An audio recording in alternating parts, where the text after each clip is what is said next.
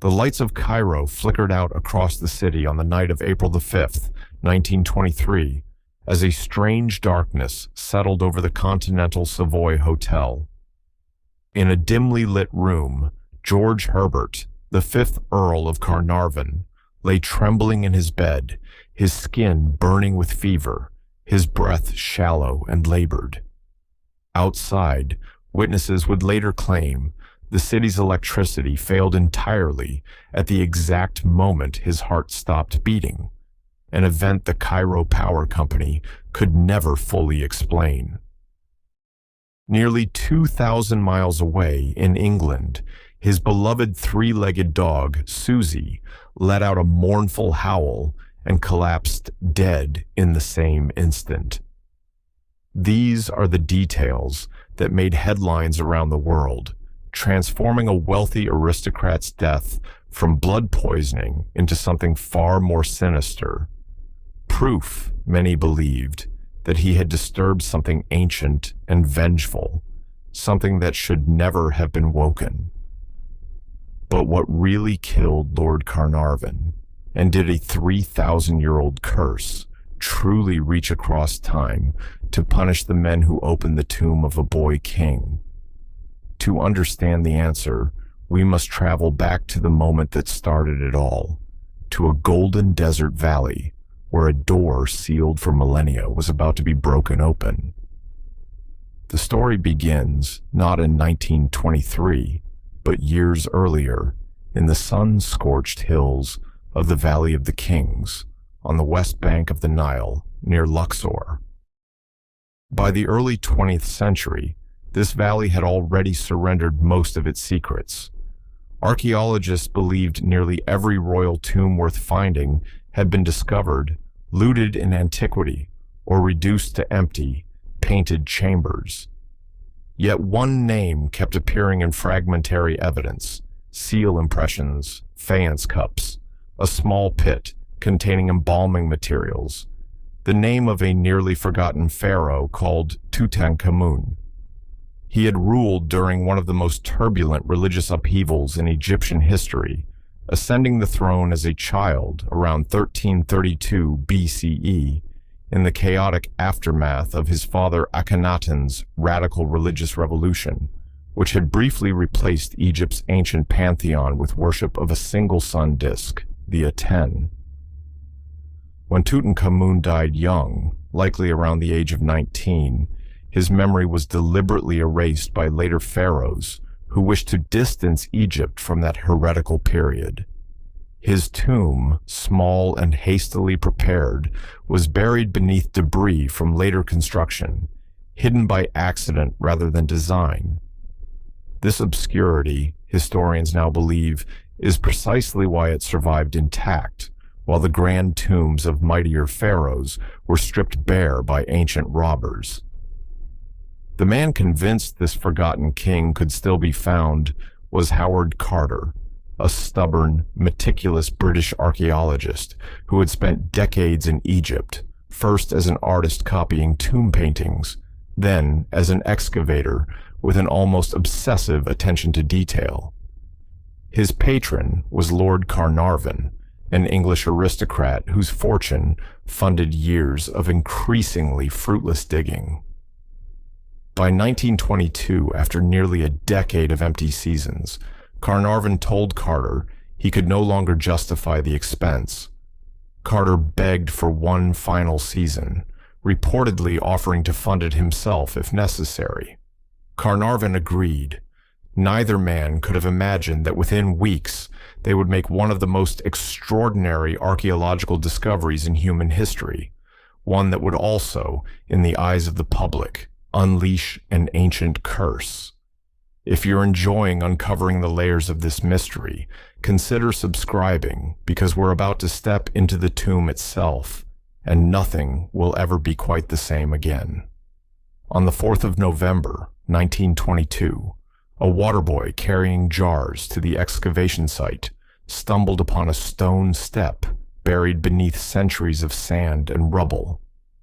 Carter's men uncovered a staircase leading downward into darkness, and at its base, a sealed doorway stamped with the unmistakable insignia of the royal necropolis. Carter, trembling with anticipation, sent an urgent telegram to Carnarvon in England. At last, have made wonderful discovery in valley, a magnificent tomb with seals intact. Carnarvon rushed to Egypt, arriving weeks later with his daughter, Lady Evelyn Herbert. On the 26th of November, 1922, the two men, along with a small group of witnesses, stood before a second sealed door deep within the passage. Carter later described making a tiny breach in the upper corner, inserting a candle, and peering through into the chamber beyond. Carnarvon, unable to bear the suspense, finally asked, "Can you see anything?" Carter's now legendary reply captured the moment perfectly. "Yes, wonderful things." Beyond that door lay a treasure unlike anything ever found in Egypt: gilded shrines, ceremonial chariots, alabaster vessels, thrones inlaid with precious stones, and eventually, within a nest of coffins, the solid gold death mask of Tutankhamun himself, its lapis lazuli eyes staring out across 3,000 years of silence. Yet amid the wonder, unsettling details began to surface. Some accounts described a mud brick tablet near the entrance bearing a warning, though the exact wording and even its existence have been debated by scholars for a century. Newspapers of the era reported the tablet read something to the effect that death would come on swift wings to whoever disturbed the pharaoh's rest. Was such a warning real, or was it embellished by sensationalist journalism, hungry for a story more thrilling than dusty pottery and painted coffins? This question would soon become the very heart of the legend. Before we continue unraveling what happened next, let us know in the comments what you think. Do you believe ancient warnings like this were genuine religious protections or later inventions designed to sell newspapers? What is historically documented without dispute is what happened to Lord Carnarvon only months after the tomb's opening. In early 1923, while in Egypt, Carnarvon nicked a mosquito bite on his cheek while shaving. The wound became infected, and despite treatment, blood poisoning set in, followed by pneumonia. His health deteriorated rapidly over several agonizing weeks. He died in Cairo on the 5th of April, 1923, at the age of 56. His death, from a modern medical perspective, is entirely explicable.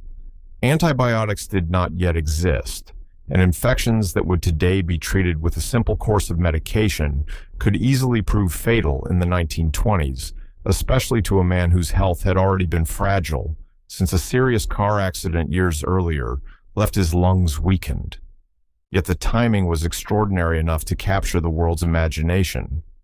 Here was a wealthy English lord, dead within months of opening a pharaoh's tomb, his death accompanied by eerie details that seemed almost designed for legend.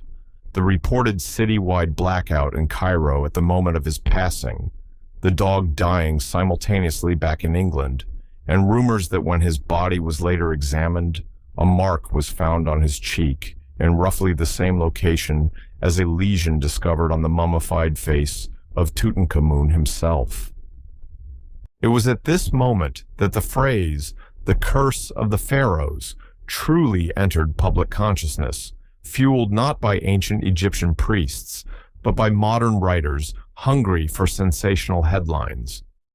The novelist Marie Corelli, known for her interest in the occult, publicly claimed she had read ancient texts warning of dire punishment for anyone who violated a sealed tomb, and her comments were eagerly reprinted by newspapers worldwide. Sir Arthur Conan Doyle, creator of Sherlock Holmes and a devoted spiritualist, added fuel to the fire by suggesting Carnarvon's death might have been caused by supernatural elementals guarding the tomb, unleashed as punishment for disturbing the dead. The press seized upon these ideas with extraordinary enthusiasm, and soon every illness or misfortune connected to anyone even loosely associated with the excavation was breathlessly reported as another victim claimed by the pharaoh's ancient vengeance. But how many people actually died? And does the historical record truly support the idea of a curse reaching out from beyond the grave? If this kind of investigative unraveling of myth versus history fascinates you, this is exactly the kind of story we love exploring. So please consider liking this video to help others discover it too. The evidence, when examined carefully by historians and statisticians, tells a very different story than the legend suggests. Howard Carter himself, the man who had by far the closest physical contact with the tomb, who spent nearly a decade meticulously cataloging and handling thousands of artifacts, who was present at every stage of the excavation, lived until 1939, dying peacefully of lymphoma at the age of 64, nearly 17 years after the tomb's opening. Lady Evelyn Herbert, Carnarvon's daughter, who had been present at the tomb's first opening and reportedly among the very first to enter the burial chamber, lived until 1980, dying at the age of 78. In 1934, the American Egyptologist Herbert Winlock conducted a statistical study examining everyone present at the tomb's opening and initial excavation. Of the 26 people present when the burial chamber was unsealed, only 6 died within the following decade, and most of those deaths were attributable to pre-existing conditions, old age, or ordinary illness, entirely unrelated to any curse. Researchers in later decades, including a study published in the British Medical Journal in 2002, reached similar conclusions, finding that the average age of death among those exposed to the tomb was over 70 years old, essentially indistinguishable from ordinary life expectancy for people of similar social class and era.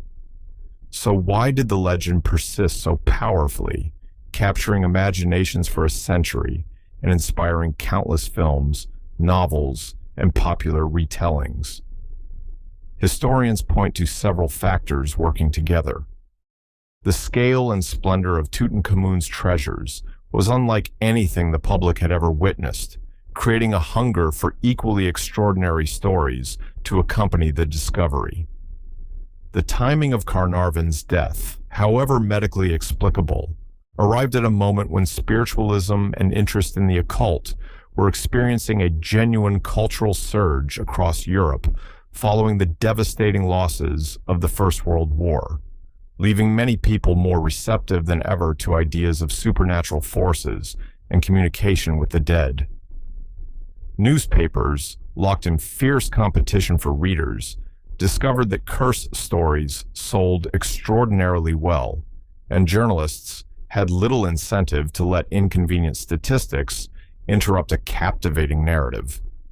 Even Carter's own team, whether by superstition or savvy understanding of publicity, occasionally allowed such rumors to circulate rather than firmly denying them. What does it say about the human mind that we so readily embrace mystery over mundane explanation, even when the evidence points clearly in one direction? Perhaps you have your own theory about why this legend endured. We would genuinely love to hear it in the comments below. Beyond the swirling legend, the true historical significance of Tutankhamun's tomb deserves far greater attention than the curse ever received.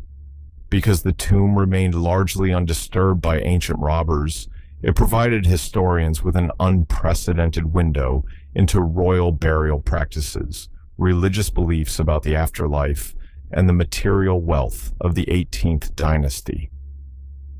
The nested coffins, the intricately painted shrines depicting the pharaoh's journey through the underworld according to the Book of the Dead and the Amduat, the ceremonial objects meant to serve the king in the next life, all revealed the profound Egyptian belief that death was not an ending, but a transformation, a journey requiring careful preparation and protection.